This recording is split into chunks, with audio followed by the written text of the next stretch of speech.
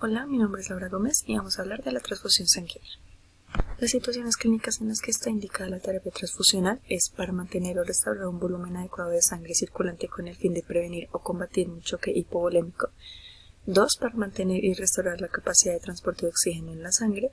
Y 3. Para reponer componentes específicos de la sangre como proteínas plasmáticas o elementos formados, como ya sabemos que son glóbulos rojos, plaquetas o leucocitos, también pues cuyo déficit produce manifestaciones clínicas. ¿Qué es la sangre total? Bueno, se conoce como sangre total aquella que no ha sido separada de sus diferentes componentes. Una unidad tiene un volumen de 450 a 500 mililitros y es recolectada en una solución con anticoagulante conservante. Algunas de sus indicaciones para la transfusión es que su indicación fundamental es que en los tratamientos de pacientes con hemorragia activa que presentan una pérdida sostenida de más del 25% de su volumen sanguíneo total y que pueden llegar a sufrir un choque hemorrágico. La segunda es que puede ser sustituida como el uso de componentes como glóbulos rojos y plasma significa un mayor riesgo de enfermedades transmitibles por la transfusión, ya que se están usando componentes de varios donantes.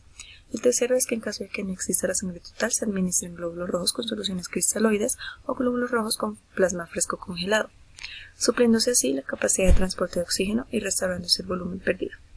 En el adulto, una unidad de sangre total aumenta el HT en un 3 o 4% y la hemoglobina de un gramo sobre decilitro, y en pacientes pediátricos la transfusión de 8 mililitros sobre kilogramo puede proporcionar un aumento de la hemoglobina de aproximadamente 1 gramo sobre decilitro, y su tiempo de administración no debe superar las 4 horas.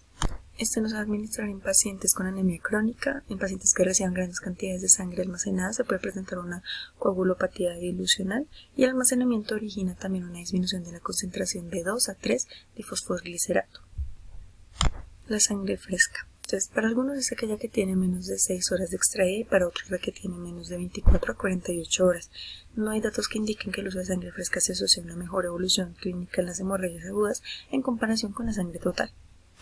Varían según la situación clínica y las necesidades del paciente, pero en general se considera cuando se requieren una gran cantidad de componentes sanguíneos y no se dispone de productos sanguíneos previamente procesados como glóbulos rojos, plasma y plaquetas. Algunas de sus contraindicaciones es que no se puede hacer a pacientes con anemia crónica normal, hipovolemia y a pacientes con deficiencia de IgA que ha presentado intolerancia al plasma. Y en su dosis y administración es la misma que la sangre total. ¿Qué son los concentrados de glóbulos rojos? Estos son preparados a partir de una unidad de sangre total tras la extracción de unos 200 a 250 mililitros de plasma. También se pueden obtener por procedimientos de aferesis. Su volumen es de aproximadamente 300 mililitros y su almacenamiento es de 1 a 6 grados centígrados y HT de 70 a 80% durante 35 días con CPDA al 1 o 21 días con CPD.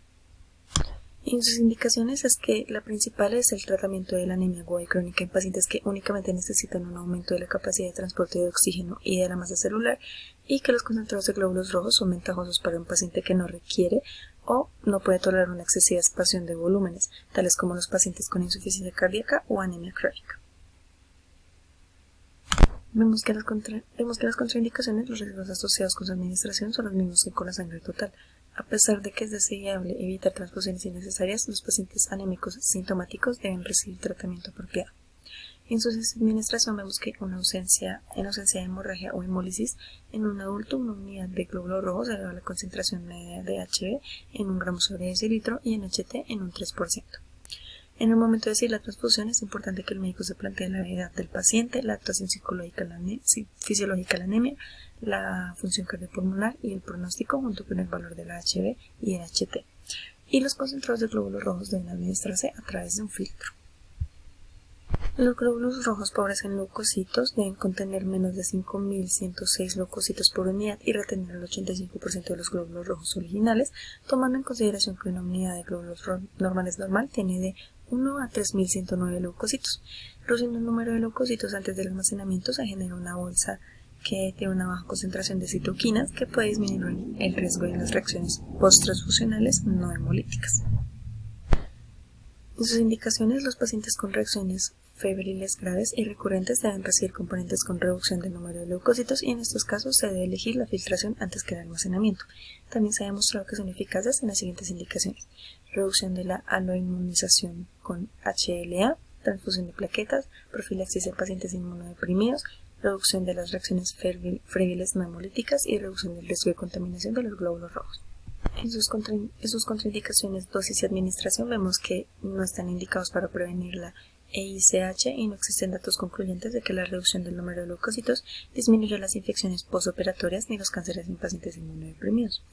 La dosis es la persona que administra este tipo de componentes debe estar familiarizado con el procedimiento para obtener una reducción óptima y proporcionar un flujo aceptable y evitar pérdidas excesivas de glóbulos rojos.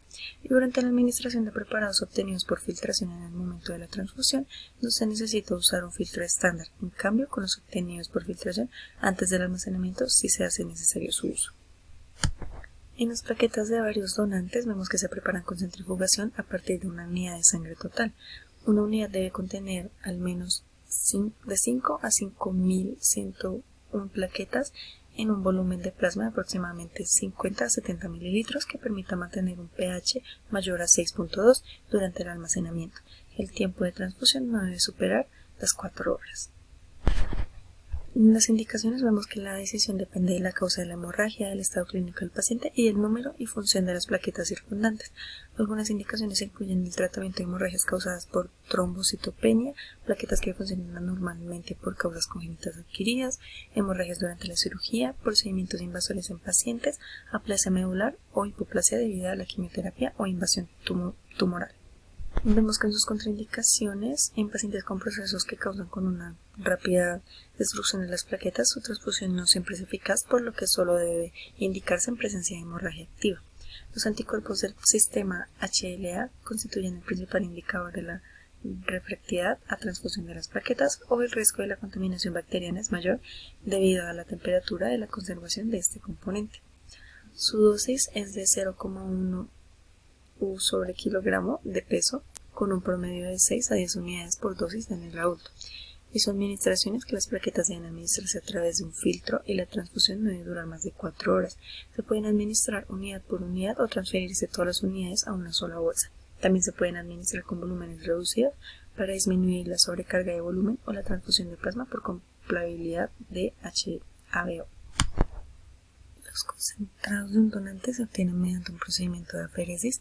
Una unidad contiene 31.011 plaquetas en al menos un 75% de las unidades estudiadas, con un volumen medio de 200 a 300 mililitros.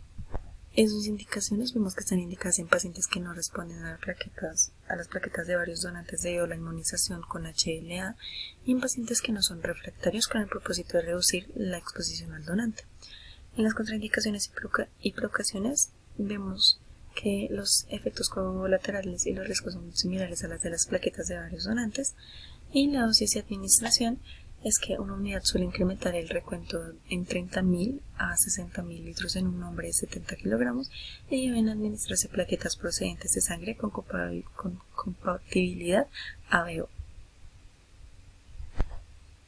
En los concentrados de granulocitos vemos que son preparados por procedimientos de aféresis o centrifugación. Cada unidad contiene más de 1 a 1010 granulocitos y cantidades variables de linfocitos, plaquetas y glóbulos rojos suspendidos en 200 a 300 mililitros de plasma.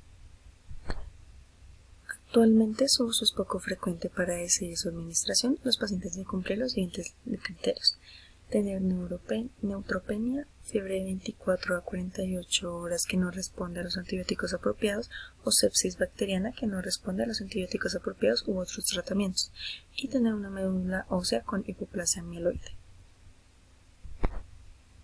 En sus contraindicaciones vemos que los riesgos incluyen la transmisión de enfermedades virales, especialmente CMV, y la inmunización por antígenos HLA y antígenos eritrocitarios.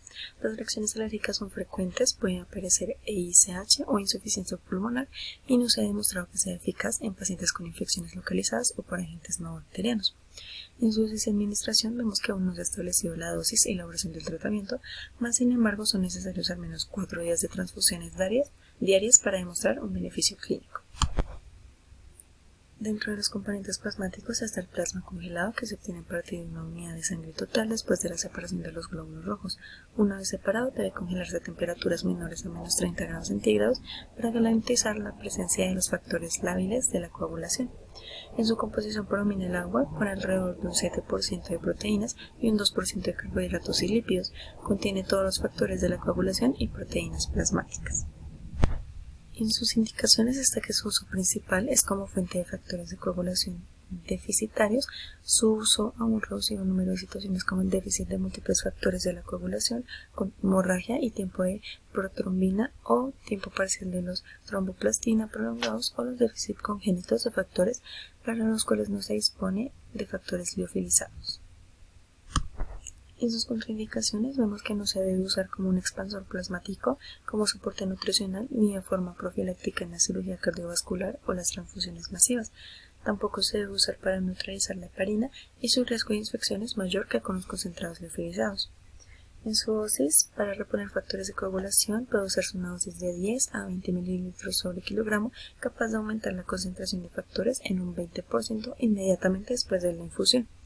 En su administración es que una vez descongelado debe ser transfundido en las 24 horas siguientes si se usa como fuente de factores lábiles. Y por último vemos el crioprecipitado, que es un concentrado de proteínas plasmáticas de alto peso molecular que se precipitan en frío y se obtiene a partir de la descongelación de una unidad de PFC. También es una fuente de fibronectina. En sus indicaciones vemos que está la hemofilia A y la enfermedad de von Willebrand cuando no se dispone de concentrados liofilizados. También está el déficit congénito o adquirido de fibrinógeno y factor 13.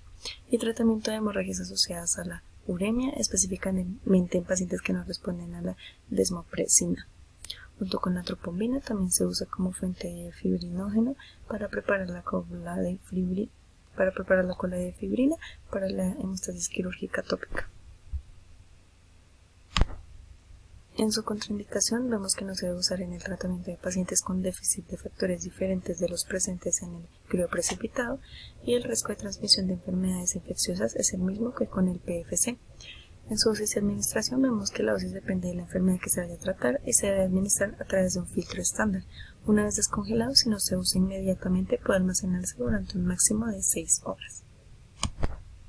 Esto sería todo. Muchas gracias por su atención.